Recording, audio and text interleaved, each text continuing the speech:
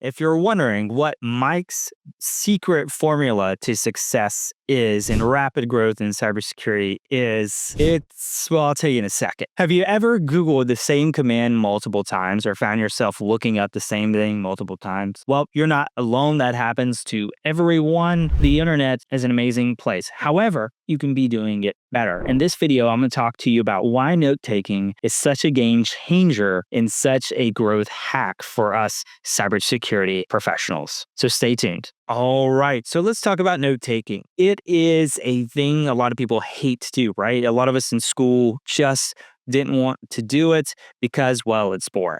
And who actually goes back and reads their notes? We do. We do that.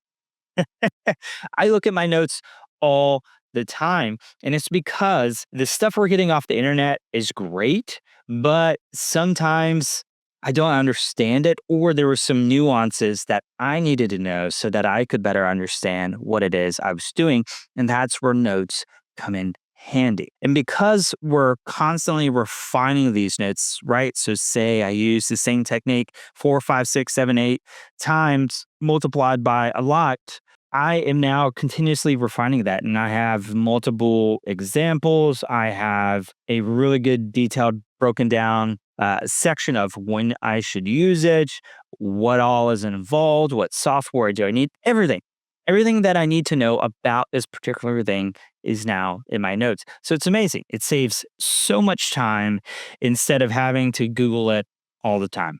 All right. And this whole facade that you see whenever you're interviewing for a cybersecurity role, where they're asking you to memorize all these things, that's not real. In the real world, we don't trust in our brain. Sure, there's a lot of stuff we have memorized, like those experiences, just certain weird things, right? That intuition, those are all memorized or inherent in who we are. But what we do have are huge note-taking systems, our personal encyclopedias, our personal wikis that we can go to help us in any given situation. And if it's not there, guess what? We add it. So that's how it works. Now, over time, you will see yours continue to grow more and more. And that's perfect. That's what we want to see. It should just be massive. Every time we do a lab, we should have a write-up. Every time we take a course, we should have tons of notes. Every time we take an exam, we should have tons of notes. Whatever it is, it should be going in there. If you're doing research, it should be in there. If you watched a video, we should put it in there, whatever you got out of that video, right? All these things should go into your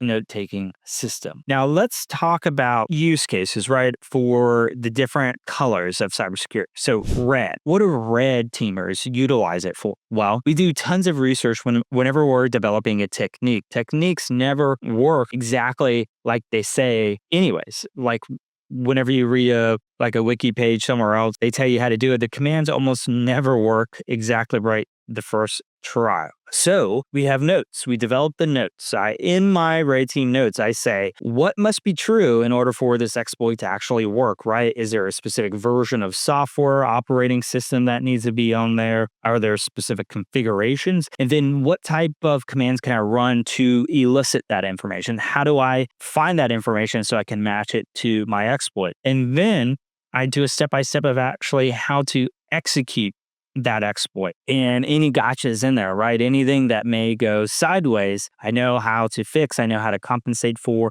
It's all in there, and I have multiple examples. If there are unique examples from my experiences, I add it to that note as well. Now let's go on to the blue side. Blue teamers, what do we do? Well, it could be as simple as, hey, I'm investigating this same technique that red teamer might just executed. What does it look like in the log? Which logs does it surface into? Is it sysmon process 1 or event code 1, process create? Is it a specific forensic artifact that we can find it in? Where exactly does it present and how does it present? So that when I see it in the future, I can say, oh yeah, that's process injection, that's Kerber roasting, whatever it is. I now know, because of my notes, I know exactly what to look for and where to look for this attack. So it's super useful. Now, you may be thinking to yourself, well, how do I make the notes as good as possible? Well, one thing to keep in mind is, can yourself 6 months to a year from now read these notes and understand exactly what to do with this information? That's the trick. And you'll refine it over time. You're not going to get it perfect the first time. You'll get better at writing notes, which sounds weird, but it's true. And you'll be able to understand what you wrote a lot better. So you'll be typing them up much better for yourself as you get frustrated with your past self. So it's a good time. Now, you may be asking, well, ChatGPT can do this. Why do I need to take notes? Great question. There's a few good reasons, right? One, I have found that ChatGPT misses a lot of context, right? It is not a fine-tuned hacking or defending thing. Sure, it can help, but there's a lot of context missing. There's a lot of nuances missing from its responses. And so we need notes to compensate for that. And also, we need the notes so we know when it's full of crap and we can adjust the way we're querying it to get the information we need.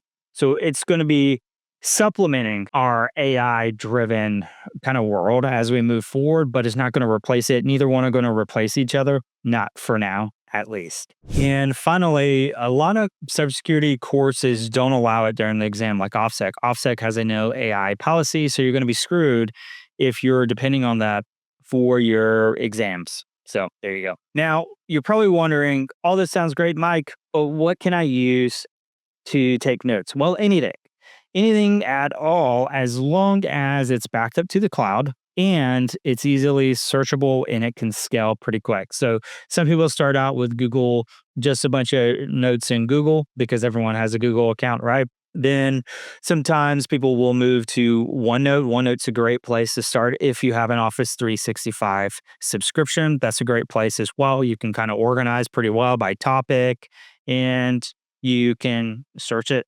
So pretty solid, and it's backed up to the cloud. And you may be wondering at this point, why does he keep saying it needs to be backed up? Well, some people, especially the hacker types out there, if you're watching this video, you like to use Cherry Tree. Cherry Tree is local.